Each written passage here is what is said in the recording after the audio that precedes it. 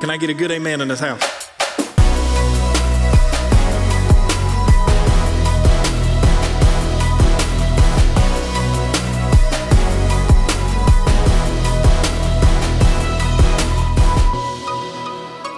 We are back, and we have exciting news. Exciting news. We have signed Pastor Lauren to a long-term contract. Well, it's a two-way contract, so Two-way she's still contract. with Renew. This but sounds like an NIL deal. it's an NIL deal, you know. So she's just too Renew holds my popular. heart. But we have her. Did you hear that? Yikes, that's a breaching contract. That is a breach in contract. That's a breaching contract. We right put Shout out that to into- Gina. We put that into the language I of the know. contract. I know. And That's here she is, not operating in good faith. No, but not Oh very- my God. she is back, and we are excited.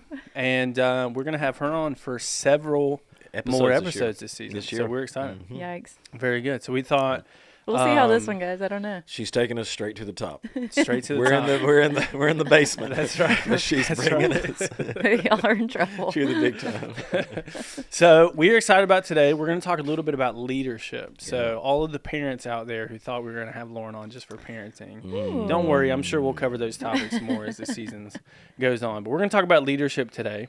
And I don't know if many people know this, but you're actually one of the best leaders that I know. Thank And I get the privilege of working for you in some You're regards. sweet. Thank you. And so I just thought it'd be good. Let's talk about it, get into it, and I'll talk a little bit about leadership. Let's do it. do you Let's think? do this. Let's do this. All right, lock and load. Lock and load. Let's go. So I wanted to ask you just kind of out the gate, kind of a little bit about your leadership journey. So you haven't worked at church your whole life, right? No, So you've done definitely in not. kind of some different facets and things like that. So what is Yeah. kind of your leadership journey up till now? Ooh, I think was interesting.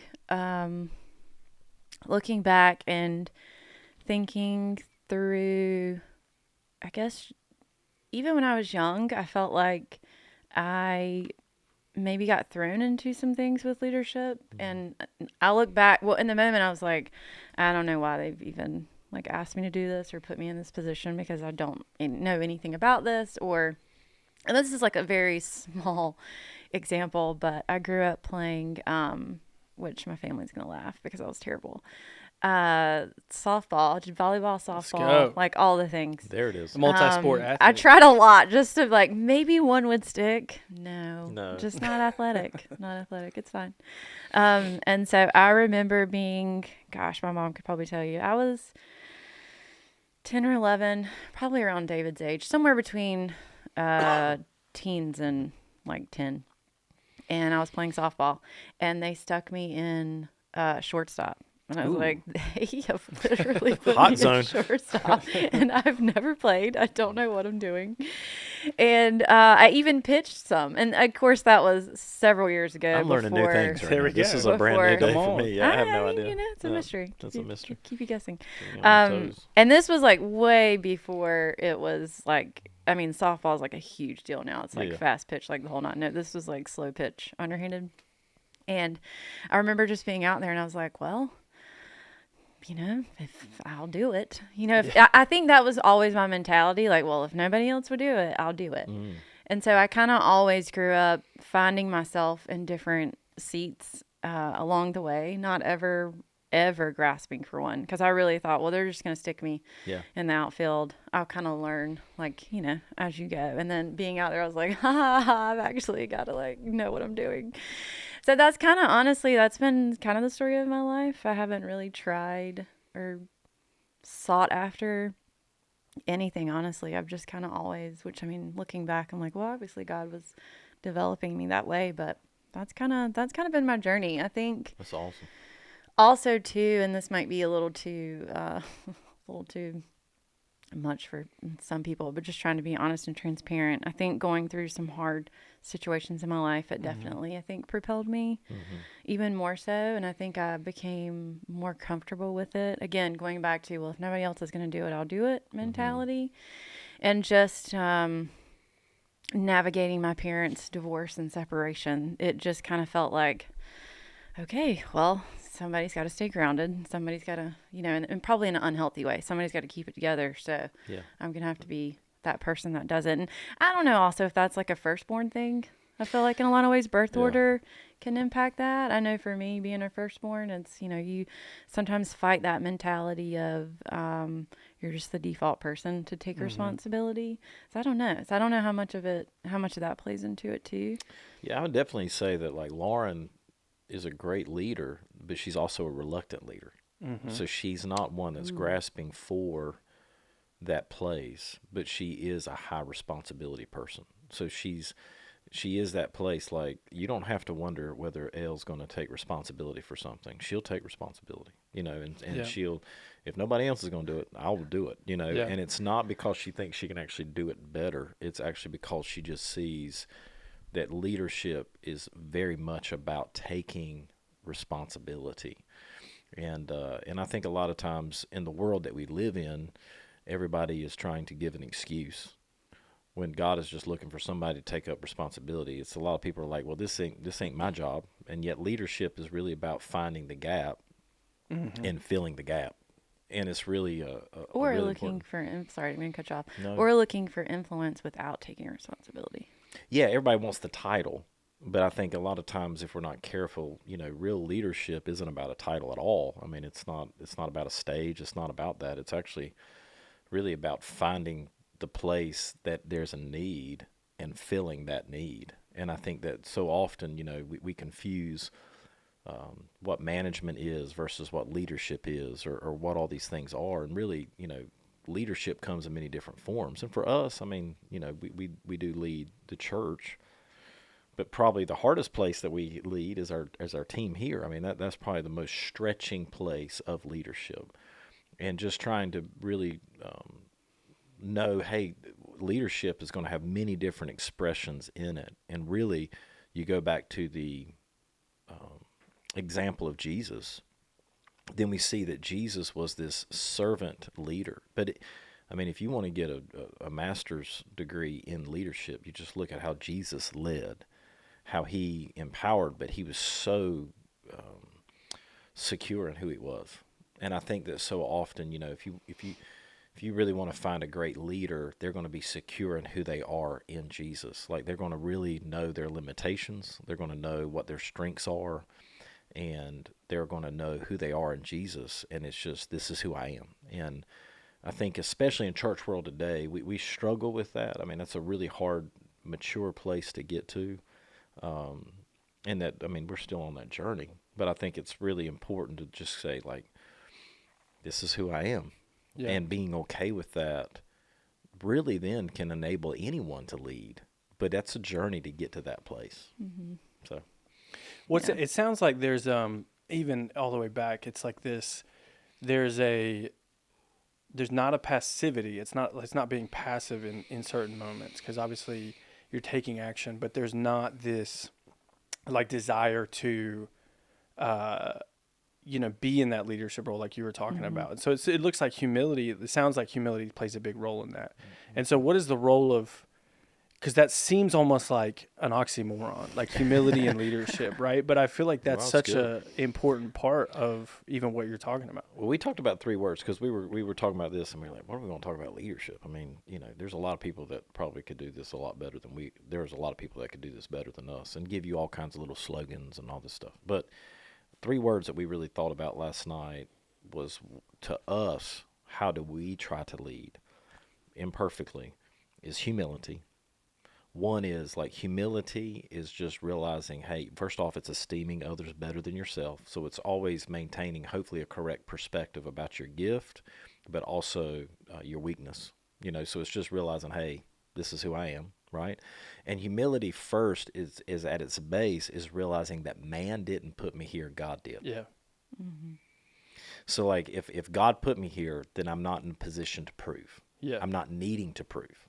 If man put me here, then I'm always working to prove. And that translates beyond even just the church world. Because I think sometimes we think, God put me here. Oh, he's talking to church leaders, pastors. Yeah. That's actually business leaders. Oh, yeah.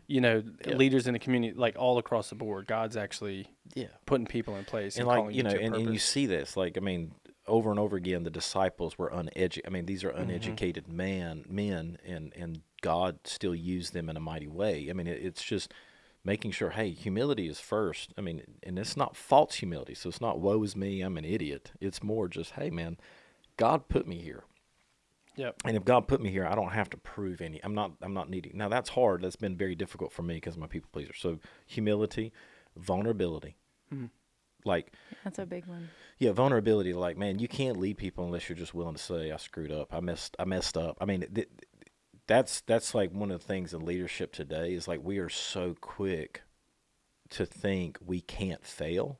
Yeah. And it's impossible to live that place. Like, we make a million mistakes. And so the faster that we in a staff meeting or with our team or just individually can say, hey, you know what? I said that wrong.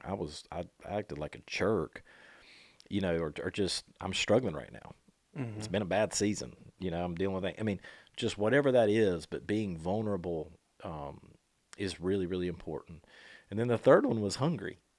Oh, hungry to learn. Yeah, hungry to learn, not hungry to lead. That's good. So like, it's Well, because if you can't lead yourself, you really can't lead other people. yeah, and I think that's like one of the things that is so funny. A lot of people study leadership when they get the title instead of being hungry to learn before you ever get there. You know what I'm saying? So it's really more preparing for whatever you feel like God is in your heart when nobody's seeing you, as it is trying to get ready when you're in that place. So the best time to learn about leadership is before you lead. Yeah. It's you know what I'm saying?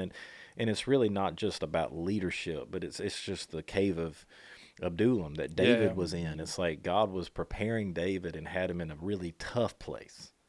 But in that place, David learned how to lead in a way that he would not have learned in the palace. And so, you know, I just think that so often, I mean, that's the way I view it. And there's other better methods. I mean, there's better thoughts, but really it's that humility, vulnerability, and hunger to learn, not hunger to lead. Like you people who say, you know, I want to lead one day or I want your job one day. I mean,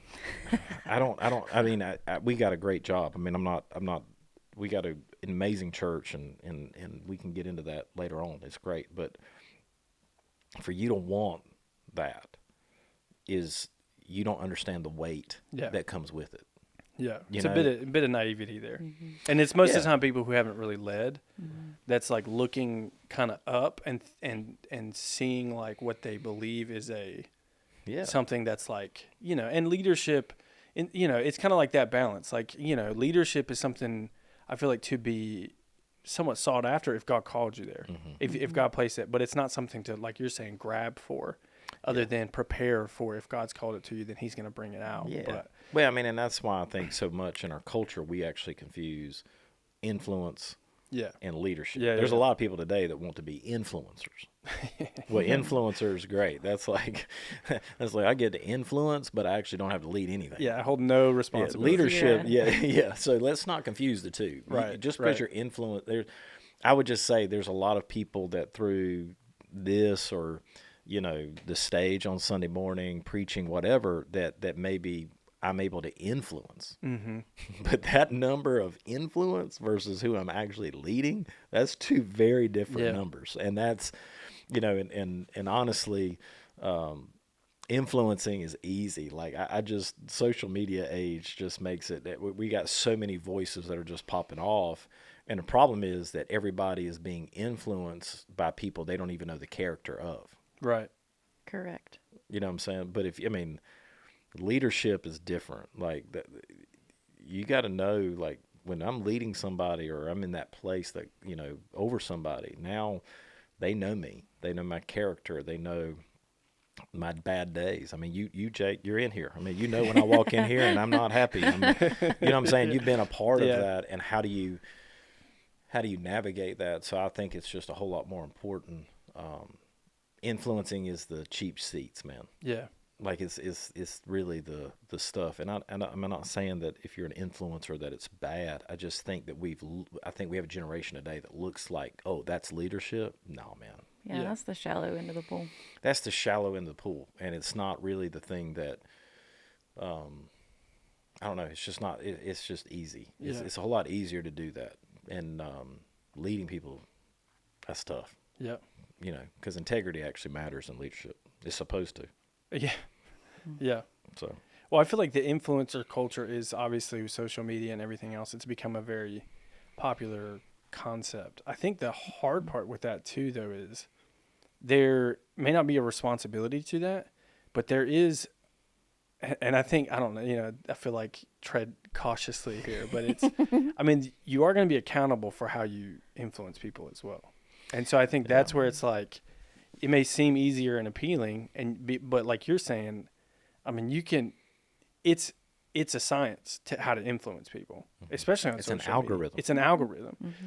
And so you can send people in 50 million directions, but you're still responsible for that, whether you're carrying that weight, shouldering that weight of it. Mm-hmm. Yeah. But you're not in the trenches, I think is what you're saying is kind of like you're not. There's a difference. There's in the trenches, they're being with people, because really leadership leads to you're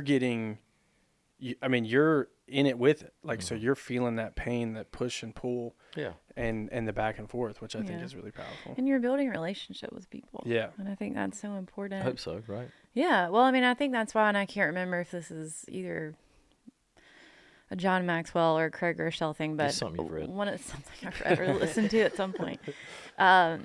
One of them said at some point, effectively, I think you can only really lead 8 people because you are taking the time and intentionality of building a relationship, the good, the bad, and the ugly. And of course, vulnerability, comes with that. Yeah. You can't really have an authentic relationship with somebody if you're not being vulnerable and transparent with where you're at. And to think the other person across the room doesn't see your weaknesses, that's the biggest myth. Yeah. Because they do. Yeah. And so when you admit to people, hey, here's where I'm falling short, here's where I'm struggling, here's where I missed it, that builds trust with people, because they say like, oh, well, they're not perfect, but they see it and they recognize it. They know your weaknesses. Yes. But sometimes I think it's challenging if it feels like the leader doesn't know their own weakness. Correct. Mm-hmm. And so the vulnerability of saying, hey, I know I came off a little bit rough, or I'm maybe not in the best seat that I want to be in right now. That, like you're saying, builds that trust to go, oh, okay, cool. Like the leader's not above me. It's like we're in this together. We're moving it forward. And that absolutely, that makes people want to follow even more. It's like, okay, that trust is being built. Yeah. Well, it's interesting because I agree with you, and in fact, that's why I have the people that I follow in my life. I mean, you know what I'm saying? Like I'm a big guy with like Jimmy Witcher and Brady Boyd and even people in our church that I would say are my leaders. They are vulnerable. That they let me in. That they're not, and they've made mistakes and they've come back and apologized, and so that's beautiful. I would just say that I'm grateful that we have tried or trying to build that culture here. Mm-hmm. It's tough. Yeah. Like, the toughest thing about leadership is growth. So it's the fertilizer that can get the weeds out of control, because you're growing at a rate that you're trying to maintain some form of culture, but the culture is a makeup of certain things being in alignment. So a lot of people try to control the culture, but the problem is you really can't control culture, because culture is the sum of all these things being in alignment. And when you're growing at such a rate on your teams or in your church or whatever, it's really hard to maintain that. Mm-hmm. And so relationship, because you're really, and if you're not careful, what ends up taking place is a lot of times you'll find when sporadic like growth hits, it's actually not based in health, or it's not based in vulnerability, or it's not based in humility. It's based on a smoke show. Mm-hmm. And so what ends up happening is the culture gets built around something that's fake. And if you bring a lot of people around you that think that you created the universe, then the moment that you do show a flaw, they'll turn on you and try to kill you. Right. So, you know what I'm saying? And that's what happens a lot of times, is like you can hold that thing together for a little while, but eventually, and that's why we have so many people today that I wouldn't even call them leaders. They're influencers that are trying to show themselves as leaders, but they're not doing the work to build healthy leadership within the organization. Mm-hmm. You know what I'm saying? Yeah. And so really what they're looking at is they're using people which then, narcissism in church, books get written about that, which Yeah. I agree with, except for the fact that sometimes you just end up in a situation where just people are stepping over people and they're viewing that as leadership. But Right. it's actually just this ambition that is in somebody that's driving them to be at the top. Mm-hmm. And I don't know. I can't speak all the time for business. So we got to be careful, like Sure. with podcasts like this. Like, I mean, I've basically been a leader in church my entire life. You know what I'm Yep. saying? And so, and a lot of the success that Lauren and I walk in is due to my mom and dad. And I think that the seeds that we've sown, we'll see what they produce in the future. You know what I'm saying? So I think that a lot Stay of people, tuned. yeah, I think a lot of people look at what's happened here and they're like, oh, Lauren and Aaron are great leaders. I would say that we are. I mean, I hope we are, but I don't know. And I Right. think that a lot's left to be determined. And I would say there's been a lot of pain in it, and it's not fun all the time. But I would also say to you, like in church, I think the most dangerous thing is ambition. Mm. And I think that's where the church, the American church specifically, has begun to look a lot more like the world. Is that all of a sudden we've really have this ambition to be on a stage or to be big, and it just drives us, and then we start using people or stepping over people instead of really loving people. And so all of a sudden the church becomes a hierarchy instead of a community. Mm-hmm. And biblically, you know what I'm saying? Yes, I mean, I know that the Bible talks about, leaders deserve double honor and things like that. So that's there. But when you look at the giftings within church, we've exalted some giftings way above other giftings because of the notoriety that Yeah. comes with them. And that smells like the world. Mm-hmm. And so it's just a lot, man. Church, I think church is like a powder keg of leadership. Because for you, for instance, or I think about everybody of our team, kind of like we carry a pastor hat in your life. We carry hopefully a friend hat in your life. Sometimes we carry probably a mentor hat or, Sure, there's yeah. so many hats, a boss hat. I mean, there's just so many hats that we're wearing. And how do we navigate all that? Yeah. I think for us, it's not, we don't think about it as being, we try to remember that it's complicated, but this has been our life. Mm-hmm.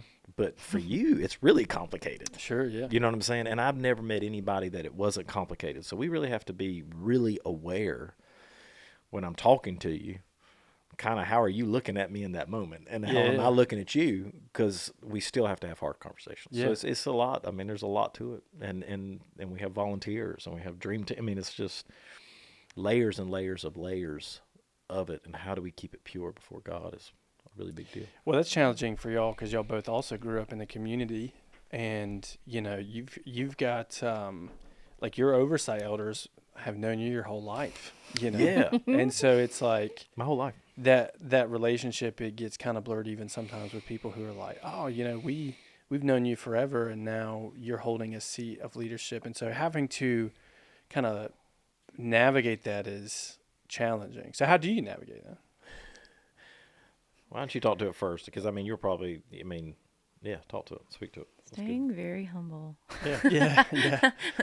I think no matter where you are on an org chart or level of leadership, I think going back to what you said about staying hungry, you have to always stay hungry to learn and also be very self-aware of what you need. I think one of the things that I really love about our team of oversight elders is they each represent a different strength and bring different things to the table. And I think if we're not careful, we'll read books like Strength Finders and we'll only look at it from our own lens. Like, whoa, well, this is my strength. This is what I bring to the table. When really you're supposed to bring people around you that actually make up your weakness. Right. And so that is, I think one of the things, just making sure we keep a correct lens of this is why we have oversight, is because we have very big weaknesses. There's a lot of things we don't know, and making sure we're keeping that at the forefront and leaning in. I think it's not always convenient to lean in, and especially in certain seasons, but it's just, again, it's maintaining a relationship. letting people see into you, and being able to have those conversations. And that's what I would say. Yeah, I mean, and for those that don't know, when we say oversight elders, so we have apostolic elders here at Open Door Church, which are outside. So that would be my pastors, our pastors, Brady Boyd, Jimmy Witcher, Frank Harvey.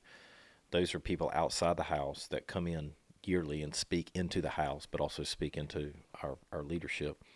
And then we have oversight elders, which is a subcommittee of the elders that are directly responsible for our schedules, our travel, They're local. accountability. They're local. Town. They're right here beside us. And, you know, why we feel safe with that and so blessed by it is because they don't live off of us. They don't, I don't mean this bad. Yeah, They're not, they actually love us and love the health of the church. And so therefore they're not, They're not in it for what they get out of it. This is not what they're getting out of it. These are very successful people they're not on the payroll. They're not on the payroll. You know what I'm saying? And so it's important. It's kind of a big deal. Yeah. And then also, they aren't impressed by us. Sure. Yeah. I mean, I don't. You know what I'm saying? Like they love us, and Sure. they're our biggest cheerleaders. But at the same time, they're not. They know Aaron and Lauren. They don't know us as Pastor Aaron and Lauren. You know what I'm saying? And so that's such a huge, beautiful thing that creates this safe place for us of being real and living in that place. And I would just say, like, every leader needs that, I believe, in their life. I believe that's the fail-safe of having people that really know you, you know. And I think it's so important. And I think that it when you're under submission, and I know that's a trigger word for some, but for me it's a life-giving word. When you're under submission, there's no place that God won't take you. Yeah. I mean, everything in the body of Christ comes through submission. All of a sudden, when you're under submission and you have people in your life that it's not just on paper, but they really can speak into you, and you really do lean in, and you really do trust, all of a sudden, man, all the ceilings in your life, no matter your lack of education, no matter what's going on, all those ceilings are removed. Mm-hmm. And that's what people don't really understand about submission. It's like, wherever we are today that people think is great, to not understand that we didn't get there by ourselves. We got there because we got pulled up by people above us. I mean, I think about every relationship, all these great people we get to have come in to Open Door and that we have a relationship with. Jimmy Witcher introduced me to every single one of those. Yeah. None of those people would have come because of Aaron Kennedy. They all came because Jimmy Witcher said, "Hey, you need to go invest here." Yep. Think about that. Like that's not something I did. They did that. Every stage I've stood on anywhere else in this whole nation has been because somebody else said, you know what I'm saying? They opened that door. It's not like I was calling people saying, "Hey, man, I'd love to come preach for you." Like, that's crazy. I'm getting ready to hit the circuit. I mean, you know, and so I guess I just view it very differently, probably because everything I have had has been given to me. I mean, everything. I mean, I didn't even make the stage I'm standing on now, you know? And so I'm just like, man, if you'll be willing to be humble and wait and learn. And I remember being a young guy in my 30s and thinking I could definitely do it better than my dad. Like, I definitely remember that. Like, I mean, I remember like, man, if I had this, I mean, I don't know what I'm doing, but I could do it better.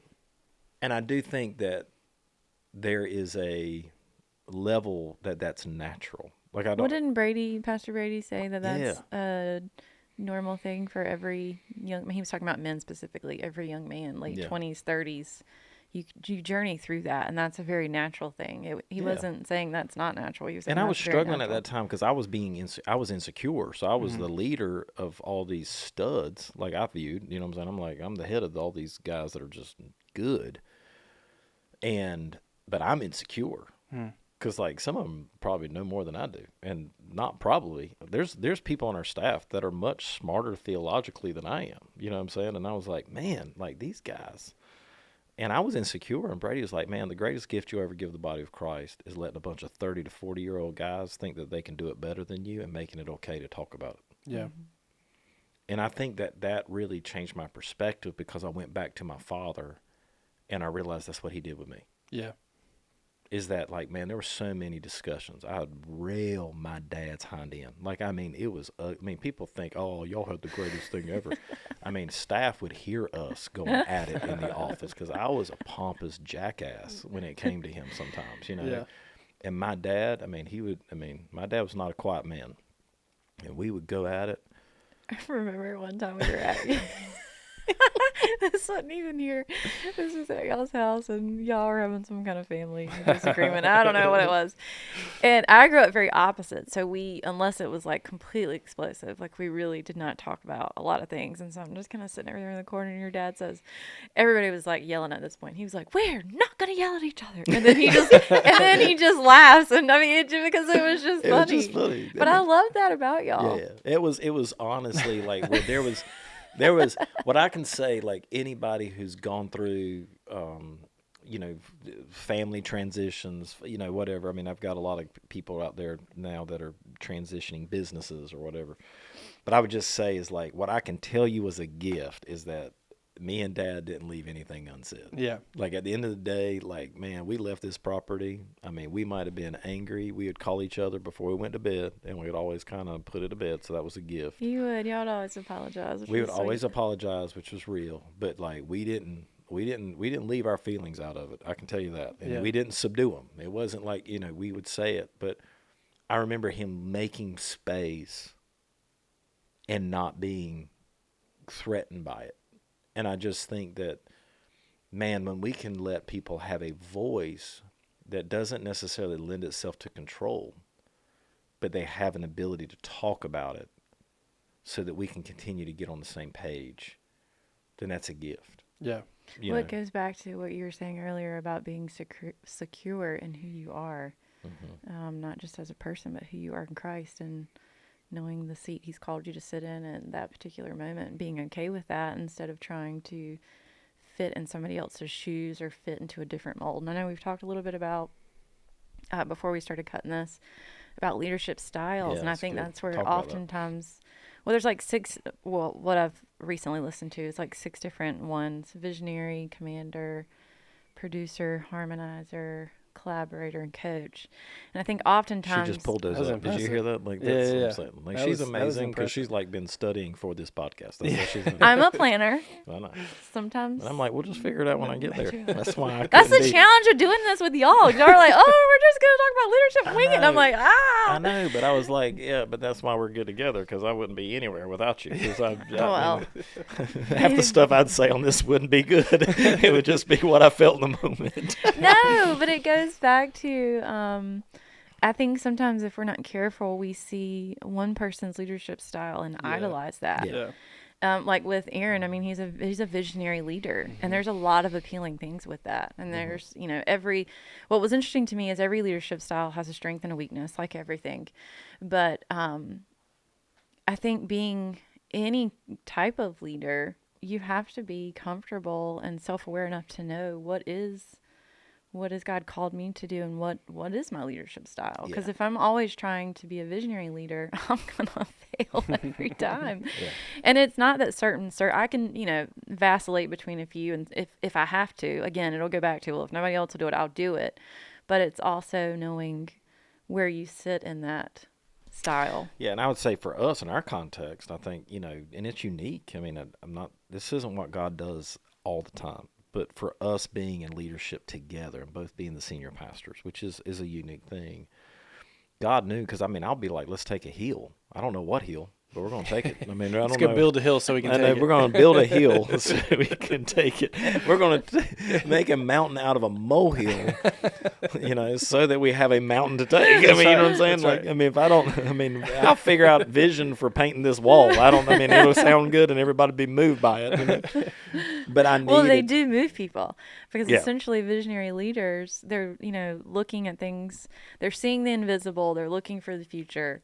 And they're saying to other people or communicating with people by their leadership style, come with me. That's right. Like, come do it with me. But what's interesting is most of the time I'm ahead of time.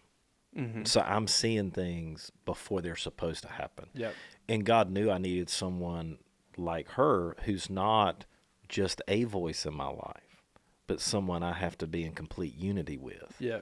to time out the how and really know when God is saying now is the time.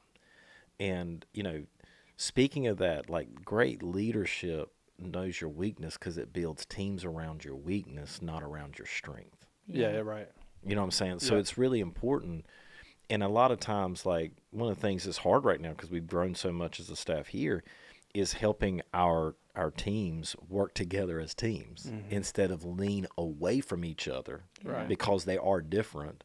Let's lean into each other so that we can begin to utilize each other's strengths. But to do that, we have to know each other's weakness, and Yep. especially our own. Yeah.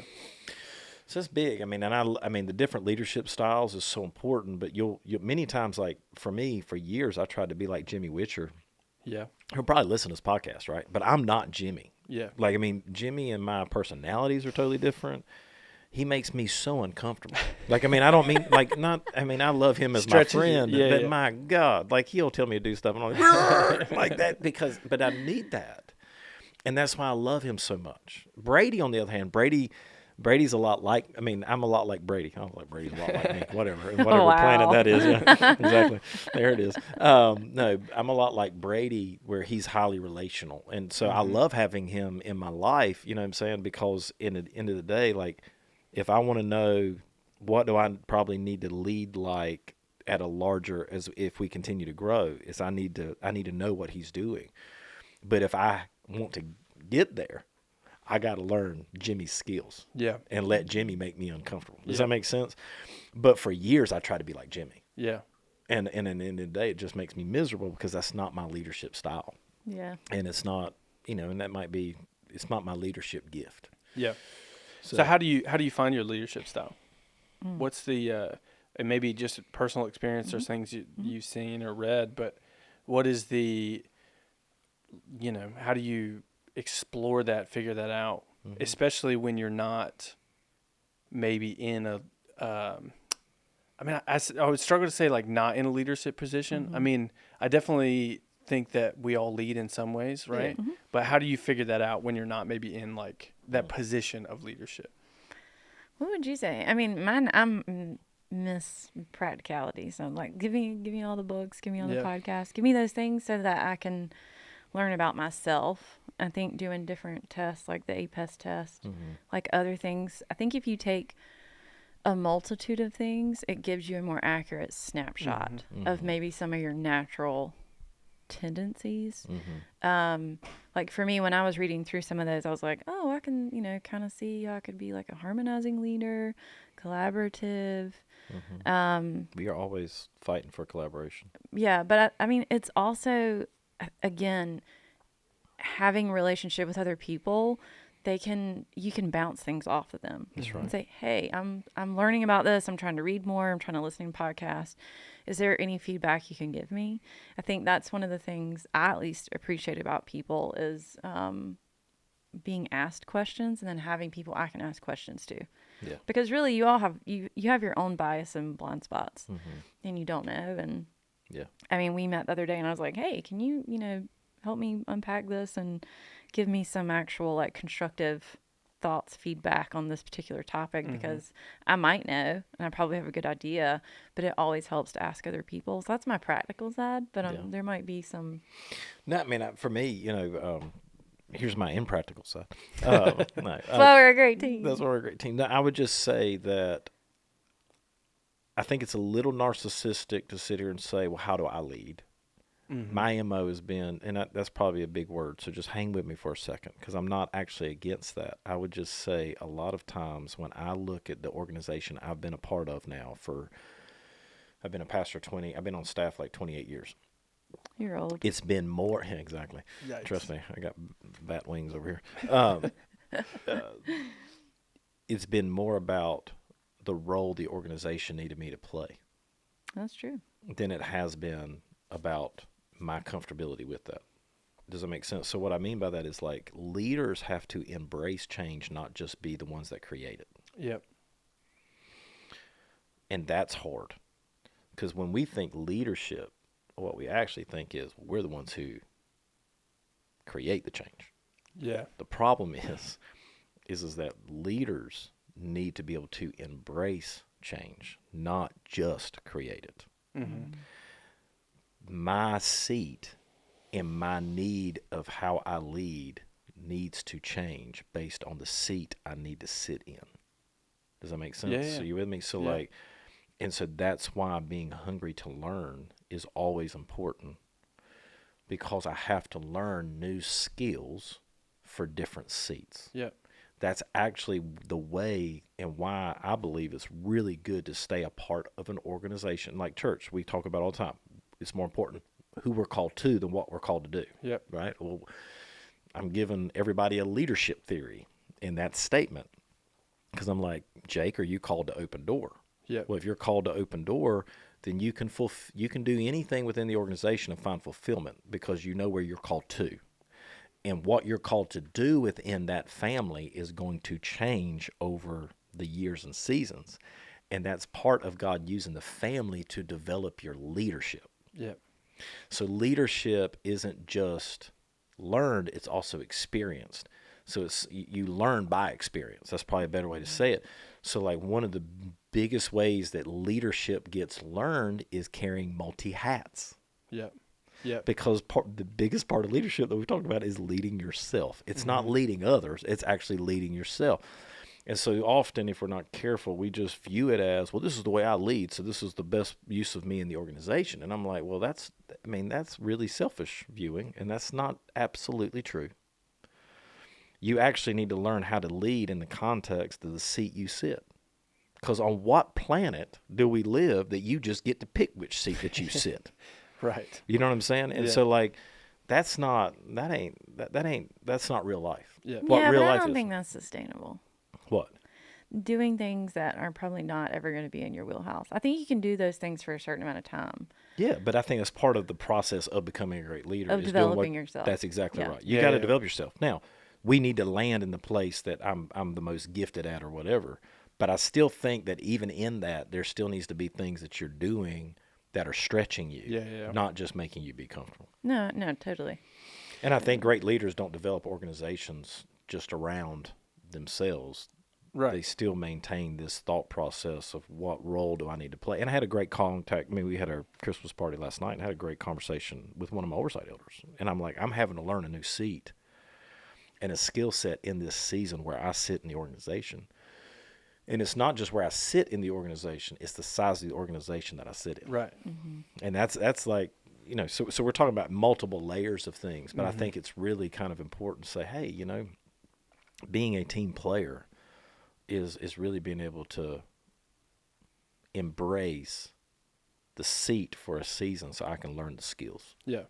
Well, it's like it's the stretching, it's the vulnerability to stretch and learn new things, but also to be willing to step out and do some of the things that you're learning, and then to know when you're going to reach a point that you're saying, hey, I'm stretched to the extent that I'm, you know, like you're saying, I'm trying to lead like Pastor Jimmy. Yeah. And that's not my comfort. So what I really need to do is, instead of try to grab for more leadership, I'm going to take a step back and let someone else fill that leadership role, which I think is really, really valuable. I did want to go back.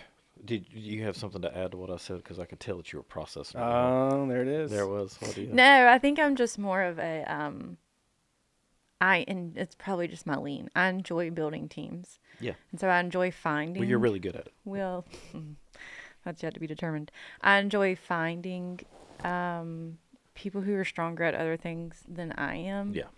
And just feeling different weaknesses amongst the team, because I'm always like, what is the best use of people's time for the team or for the organization? Because again, maybe it's because I'm a harmonizer, but I mean, I really feel like I can try to be a visionary all day long. Can I do it if I have to in the moment? Yes, I can. But in our context, that's just not the best. I'm not the best person for that seat. If that makes sense. Well, and that's what we were talking about too before we started recording about the 6 leadership styles. Yeah. Is that there's times when you as a leader have to put on the hat of the different styles. And we had mentioned like during COVID, yes. the crises was like, okay, you can be a visionary, but it's probably nobody's going to care about what you're saying because the world's falling apart. Yeah. So you kind of got to go into more of, like we talked about, a commander mode that's saying, hey, okay, everything's okay. We're going to get through this. We're going to make the decisions. We're going to move forward. And so it is just sitting and putting those hats on and being willing to adjust rather than really being stubborn of, this is who I am. I'm going to be this way no matter what, which ultimately doesn't get us very far. Yeah. It's funny that we're talking about all this within the context of leadership, but I could also argue that a lot of times in today's, like, I'm not the best, even when it comes in context of preaching. Like, we're in a series right now around Advent. We're recording this for next year. And so, one of the things that I love is pastoring people. I love like these types of series where I'm able to speak to people where they're at and pastor them and all the feels, right? You're a shepherd. I'm a shepherd at heart, and so my lean is more to that than apostolic. And we'll probably do a whole podcast on that, but where that's like more or less take ground. And so, even from our standpoint of like ministry time at the end of services and things like that, there are people on our team that are a lot better at landing the plane in a message than I am. You know what I'm saying? And so it's just really, like she said, realizing our strengths and realizing that just because God's called me to the place in the organization or church that I'm in, it doesn't mean that I have to lead like everybody else. You know what I'm saying? Or that I have to be the main person that's out there up front. Yeah. There's different ways in which you lead. And the one thing that she said or many things that she said, but one thing that I would just encourage people is as something gets bigger, you have to focus smaller. And so, like, one of the keys to great, in my opinion, leadership is we've had to pour much more time into smaller groups of people than people ask me all the time, well, how do you pastor a church that's like 8,500 people? I'm like, well, I don't. And I don't mean that bad, but I spend majority of my time with our eldership, making sure that they're healthy. I spend a lot of time with our staff and tons of time because at this point in our life, I've had to stop taking a lot of outside appointments and doing things like that because my whole calendar will get eaten up, and then I'm not in relationship with the people that are actually pastoring the people. Do you know what I'm saying? So it's really interesting as the whatever the size of the organization grows, your focus has to become smaller because there's some things that cannot fall apart. Right. There's a lot of things here that everything matters. Not everything matters for my specific responsibilities the same. Yep. You know what I'm saying? Yep. And so it's like, really, hey, what is it that only Aaron and Lauren can do? And how does that shift? And we've had those, and I just say for everybody, that's an ongoing evaluation of what that is in this next season and where we're at. And that's hard, man, because people want a piece. You know what I'm saying? They want that. One of the things I had to do recently, and it wasn't anything, but she knows, is that I changed gyms. You know what I'm saying? I went to a very small gym, and it wasn't because I don't love people. I love people. Well, that's the problem. Yeah. You do love people. Well, I wrote a memo to the staff. We wrote a memo to the staff this year, and there was this line in it that has just really stuck out to me, is that when you love sheep, it's great, but the problem is they have a tendency to gather in mass quantity. And I was like, that's... But Brady always used to say to me, he said, nobody ever died of a sheep bite. He said, but they have nibbled at your heels enough to make you want to jump off a cliff. And I was like, that's brilliant, and it's not, our people here are amazing, but I think it is that place of just saying, hey, Aaron is at his best when he's not wide, he's deep. Yeah. And my personality can lend itself to be shallow, not in real relationship with people. Yep. And, if we're going to be the leaders that we want to be, then we have to be open and vulnerable enough so people can see and see who we are. So we talked about leadership. And so I have two questions. What is the correlation between leadership and management? Because you mentioned they were separate things. And then how do you develop your management skills, and specifically, how do you manage difficult people? Good. Do you have your list of, we did an exercise recently of the difference between leading and managing. Do you have that list?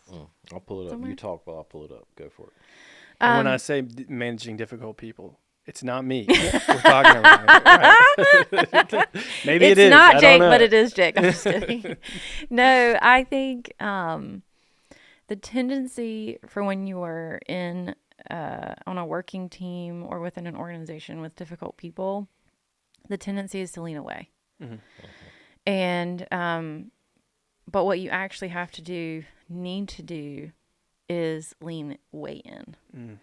And it's not lean way in so that you're manipulating people to change their behavior. It's actually more so that you're gaining insight on maybe how they think the way they think, why they think the way they think. Maybe this behavior is correlated to maybe the way they grew up. What is their experience within the organization? Have they been through 10 transitions since they've been in the organization?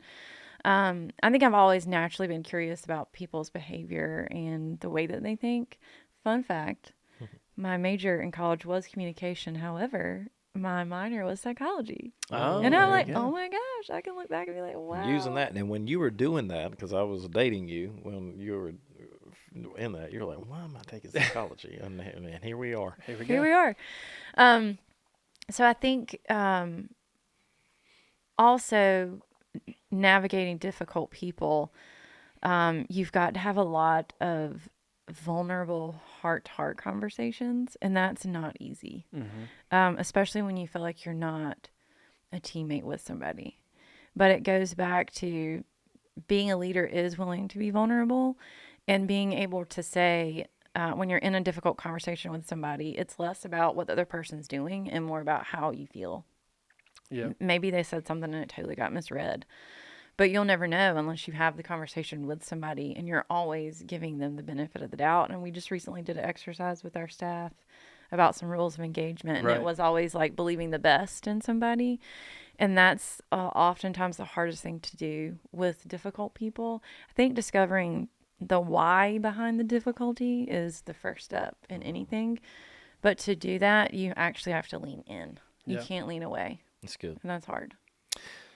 Yeah, we recently sat down with some of our team, and we talked about the difference between managing and leading. And I would say that leading, you can't actually make anybody follow you. So leading is a place where they give you permission to lead. Managing is something that you're requiring to do. And that's no matter where you sit in the organization. Yeah, it doesn't matter. You know what I'm Right. saying? I mean, it's like, it's so important. Like, I mean, you allowing me to, you're the one who decides whether I Yeah, lead you or not, right, not me. right. You know, and and I would say this to everybody, like, leadership is not right. Like, it's not a right that I'm a leader. Right. You know what I'm saying? So the bigger question is, am I a leader that I would follow? I mean, that's Yeah. like number one. Like, we ask that about events around here. Are we doing something that we would go to? Churches are forever doing stuff that people wouldn't even attend. You know what I'm saying? Like, I'm like, why aren't we doing this? I wouldn't go to it. Why am I asking everybody else to go to it? But it's the same thing with leadership. Am I the guy that somebody would follow? Would I follow me? You know, and that's where you find out a lot about how you view yourself.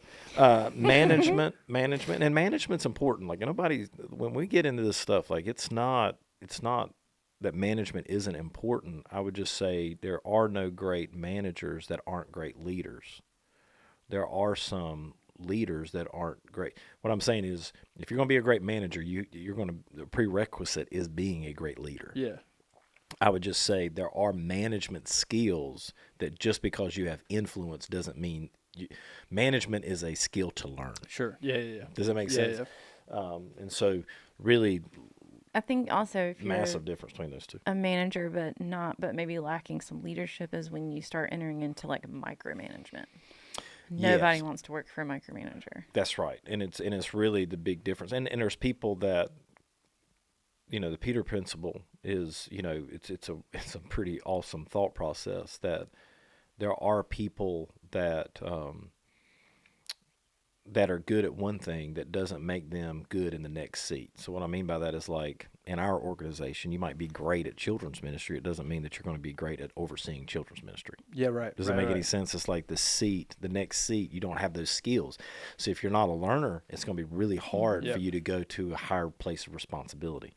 All right, that's one thing. The other thing is the size of the seat that's under the seat that you're sitting in just outgrows your ability. So it might not actually be that you actually change position. It's just the organization underneath you grew so much that you're out of your comfort zone or out of your ability. And so really realizing that, and that's part of the things that we've dealt with here at Open Door on a lot of different levels, is that the organization has grown so fast. Yeah. I mean, we've embraced 32% growth over the last few years. I mean, it's like, what in the world? And it's almost impossible to learn the skills fast enough to keep up with the change of just the pile underneath you growing. Yeah. Does that make sense? For sure. But this is great. I mean, we could talk. I'm having a good time. Management versus leadership. These are just some really great things for us that we think about. Management is task oriented. Leadership is people oriented. It's most of the time why people like their leader. Like people, like there's a lot of people today in our organization. How do I say this without? No, I'm just going to say it. Ooh. It's why a lot of times people don't like managers, but they like leaders. Yeah. The problem is like, I sometimes get to be the good guy. Yeah, exactly. Do you see what I'm saying? Yeah, I mean, well, that's the difference, right? It's the thought is like, obviously y'all oversee everyone on like a macro level. Yeah. But if you still have to have people we in the have micro direct oversight. Yeah. So, you are on a micro level directly oversight a certain few That's right. leaders. And then that funnels down. So you can come in and joke around, have a good time with me. Yeah. But, my direct oversight may not be able to have that role because he's got to, make sure I'm getting my work done and doing all those things because that's his job is to make sure. So and that's where the complication comes in. And then what happens is you don't see that every once in a while with those people who answer to me that they get my foot stuck directly up their rear. Right. You know what I'm saying? And they're having to learn. And that's part of the organization. But if you don't see that, or we're not having a healthy, vulnerable organization, then you feel like, well, this is unfair. This is not reality. Right. You know what I'm saying? Yeah. So management is task-oriented. Leadership is people-oriented. Management is transactional. Leadership is transformational. And I like that. I mean, that's reality. Management, I love this one, doing right things. Leadership is doing the right things. I'm sorry. Management is doing things right. There you go. Yep. Leadership is doing the right things. Yep. Management, events and tasks. Leadership, attitudes and behaviors. Management, rational thinking. Leadership, inspiration and vision thinking. Management instructs people. Leadership listens and empowers. Management is cognitive intelligence. Leadership is emotional intelligence. Management can lend itself to rely on its authority. Leadership leads through others. I love this one. Management is the push approach. Leadership is the pull approach. And I think that's, those are some just good thoughts. And so, you can Google it. I mean, you go up there and look at it and Google it. But I think that so often what we have to, and we're at times wrestling to develop it here because we are moving so fast. You end up with managers who are really task driven because they don't. It's hard to find time to be relational. Yeah, you're like, can we just get it done? Can we get it done? The other thing about church is Sundays are the weekends for us. Thursdays and Sundays come around at an alarming consistency. And it's unbelievable. Stop. They happen crazy. 52 times a year, and crazy. it keeps on happening. And so really, that's why managers sometimes get a bad rap, but they have to learn how to be great leaders because they're actually, they're carrying two hats. Yeah. Does that make any sense? And so like that's where it gets hard, is like the hardest place to lead from in any organization is not at the top. Yeah. There's a weight that comes at the top that's really heavy. The hardest place to lead from is in the middle. Because in the middle, you've got pressure coming from everywhere. Both sides, yeah. But great people, great leaders are developed in the middle. Because it's in the pressure cooker that leadership is birthed in our life. Yep. And either you embrace it or you don't. That's him. How do you lead hard people? You fire him. I'm just kidding. I'm just kidding. You get bitter. You, just kidding.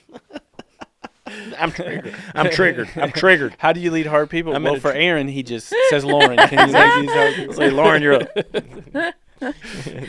No, This is dysfunctional. Go take it. yeah, we have a statement around here that I don't know. I said that, in fact, last night we have 2 new people on our team that are great, and I went up to them, and their spouses were with them last night, and I just said, hey, man, how are y'all doing and everything? And I said, it's harder than you thought it would be, isn't it? And they're like, yeah. And I was like, the schedule's pretty tough. And it was just a great conversation. I was like, listen, I said something Lauren and I always say is that we're your pastors first and we're your employers second. There's some things I can pastor you through that I can't employ you through. But our heart is always to go after your heart first. Yeah. And so for us, it's about the heart. Yep. I think about it a lot with my teenager. You know, he's going to do stupid stuff, and it's going to be hard sometimes. But if I can stay connected to his heart, if we can have heart conversations before we have hard ones, then we're winning. You know, and I think that in the context of our staff or our team here, that's really invaluable to us because we love these people and we love our team, and not all of them will be here forever, and there'll be transitions in life, and we get that. But at the end of the day, man, if we can have heart conversations, then like we can get through a lot of stuff because this stuff is hard. There's a lot of disappointment in it, a lot of hurt feelings in it. There's a lot of times that people get rubbed wrong, that people act stupid, that people have bad days, people are idiots, you know. But if we can keep going after the heart, that's how you lead hard people, is that you get to a place of like, am I trying to create healthy people? And so there's been a lot of people who come on our team and their marriages were, you know, ministry doesn't heal cracks. Ministry reveals them.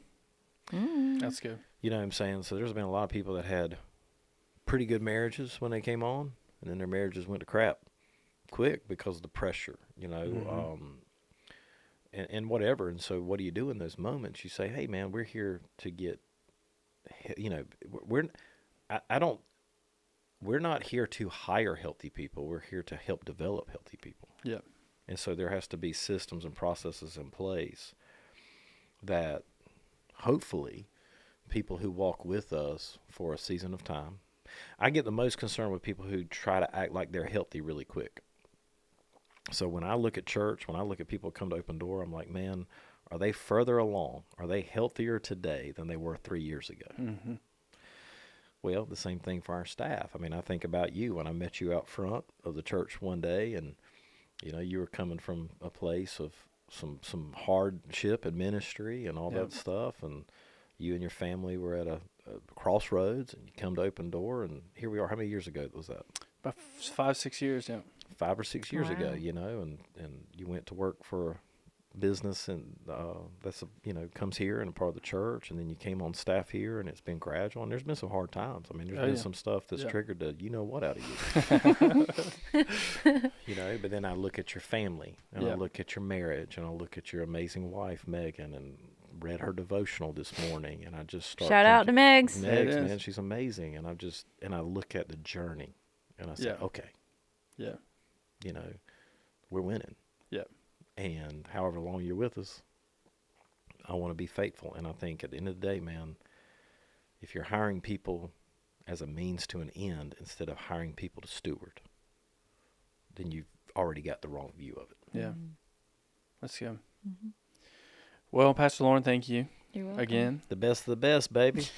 She will be back. She is the best leader, though. Like, and here's the thing: is that she won't ever admit it. Yeah. She and it's not false humility. No. She doesn't actually see that. Yeah, and I mean, truly, I mean, you know, I've told you this, but I mean, genuinely, I have had I don't know if it's a good thing, but I have worked for a lot of people, so I don't know if that's because I couldn't hold a job throughout the years, but genuinely, I mean, it's one of the best that I have been able to be led directly by. Thank you. That's been phenomenal. So That means a lot. thank you so much You're welcome. for leading well, both of you. And Pastor Lauren, thanks for being on. You're welcome. And she will be back. I'll be back. Be back soon. Long-term deal. There it is. We're working on it. Yeah. Our agents are behind the scenes It's going to working. cost me greatly. You're right.